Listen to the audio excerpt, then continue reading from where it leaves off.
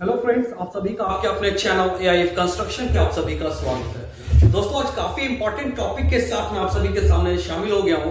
तो जो भी देखो, एक नॉर्मल लोग जो भी घर बना रहे हो, चाहे फ्रेशर इंजीनियर हो और एक्सपीरियंस वाले भी, ये चीज जानना काफी जरूरी है कि कितने फ्लोर के बिल्डिंग में हमें क्या कॉलम का साइज प्रोवाइड करना चाहिए।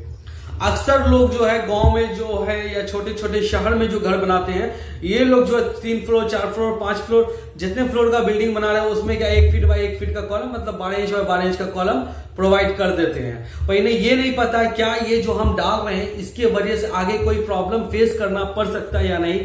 मान लो अर्थक्वेक आ गया, ठीक है, मान लो फ्लूड आ गया, तो उस टाइम में उस टाइम जो है बिल्डिंग फेलियर होने के चांसेस रहते हैं।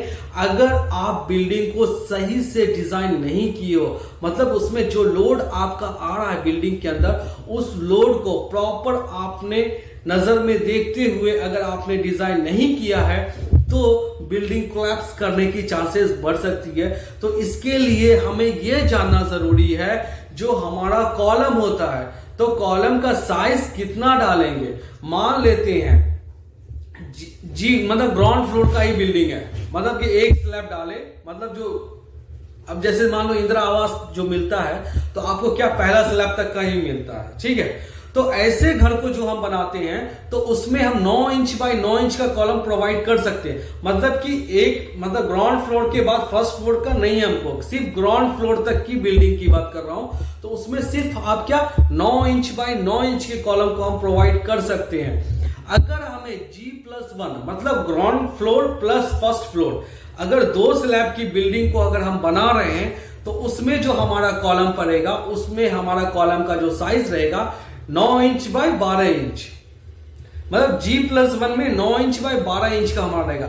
अगर मान लो कि G+2 मतलब ग्राउंड फ्लोर, मतलब 3 स्लैब इसमें आ रहा है, ground floor first floor second floor 3 slab इसमें आ रहा है, तो इसमें याद से रखिए, मतलब कि 2 मंजिला 3 मंजिला गांव में पकड़ लो जो घर बनाते हो, ठीक है।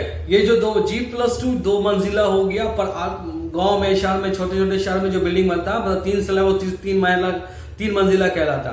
तो ऐसे जगह पे 12 इंच बाय 12 इंच मतलब 1 फीट बाय 1 फीट का कॉलम सिर्फ 3 फ्लोर तक की बिल्डिंग को ही हम दे सकते हैं। 3 फ्लोर से ज्यादा बढ़ रहा है उसमें भी 12 इंच बाय 12 इंच का कॉलम अगर आप प्रोवाइड कर रहे हो तो फेल होने के चांसेस हैं। खतरा कभी भी आ सकता है, कोई गारंटी नहीं है। अगर G+3 का बिल्डिंग अगर आप कंस्ट्रक्शन करने जा रहे हो तो G+3 का जो साइज रहेगा वो 12 इंच बाय 15 इंच रहेगा।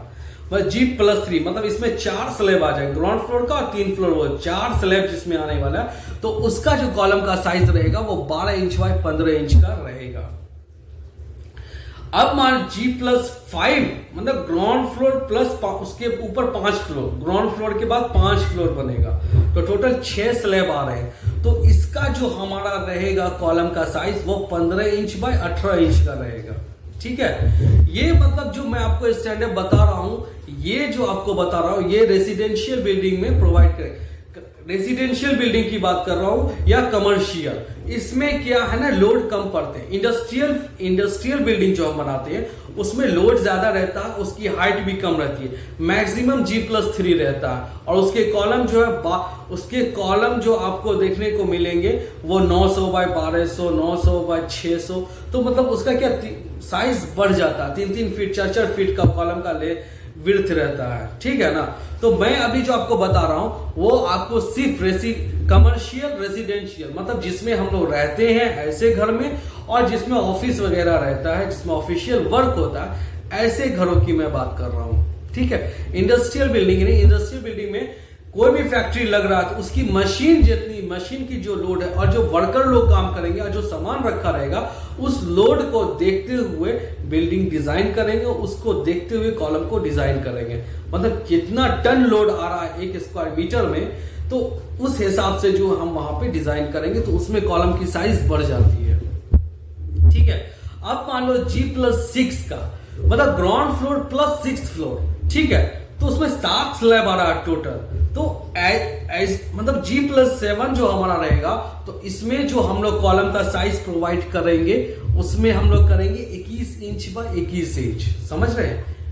G+7 में 21 इंच बाय 21 इंच जो है कॉलम के साइज को हमें डालना चाहिए। ठीक है, G+8 मतलब ground floor plus total 9 slab आ रहा है, तो इसमें हमें जो कॉलम की साइज को प्रोवाइड करना है ये आपको 2 फीट बाय 2 फीट रहेगा। मतलब आपका हो गया 24 इंच बाय 24 इंच। तो दोस्तों कॉलम को देखो, बिल्डिंग बनाने से पहले एक बार, कम से कम एक बार, अगर आपको थोड़ा सा 3-4 फ्लोर का बिल्डिंग बनाना है तो एक बार अपने अगल बगल के जो इंजीनियर्स हैं, जो एक्सपीरियंस वाले हैं, उनसे जरूर कंसल्ट कर लिया कीजिए कि हमें घर बना, क्योंकि देखो शुरू में 20-30 हजार रुपए के लिए आगे के लिए खतरा मत मोल ले लो। और ठेकेदार के कहने पे जो आप लोग बना लेते हैं कुछ पैसा बचाने के लिए, साइज, कॉलम के साइज को आगे पीछे कर देता है, छोटा कर देता है। अभी सामने में तो आपको लग रहा है कि कम कॉस्ट में बिल्डिंग मेरा बन रहा, पर आगे चल करके कोलैप्स होने के, मतलब बिल्डिंग गिरने के चांसेस बढ़ सकते हैं, तो उसमें आपके जान माल सबका खतरा पड़ जाएगा। तो इसलिए कंसल्टेंट से जरूर एक बार मिल लीजिए, या कोई इंजीनियर आपके बगल में काम करने वाले हैं, एक्सपीरियंस वाले हैं, जो अच्छे प्रोजेक्ट पे वर्क कर रहे हैं, इन लोगों से कंसल्ट कर करके ही घर बनाए। ठेकेदार के कहने पे बिल्कुल मत बनाए। तो दोस्तों अभी जो मैंने आपको बताया ये काफी इंपॉर्टेंट है, इसको आप लोग इंजीनियर्स भाई लोग भी आप लोग इसको नोट कर लो, जान जाओ।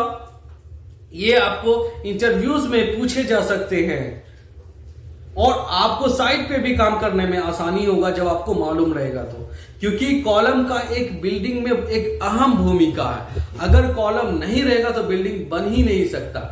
इसलिए कॉलम जो है वो बिल्डिंग कंस्ट्रक्शन की रीढ़ की हड्डी कहलाती है, बैकबोन।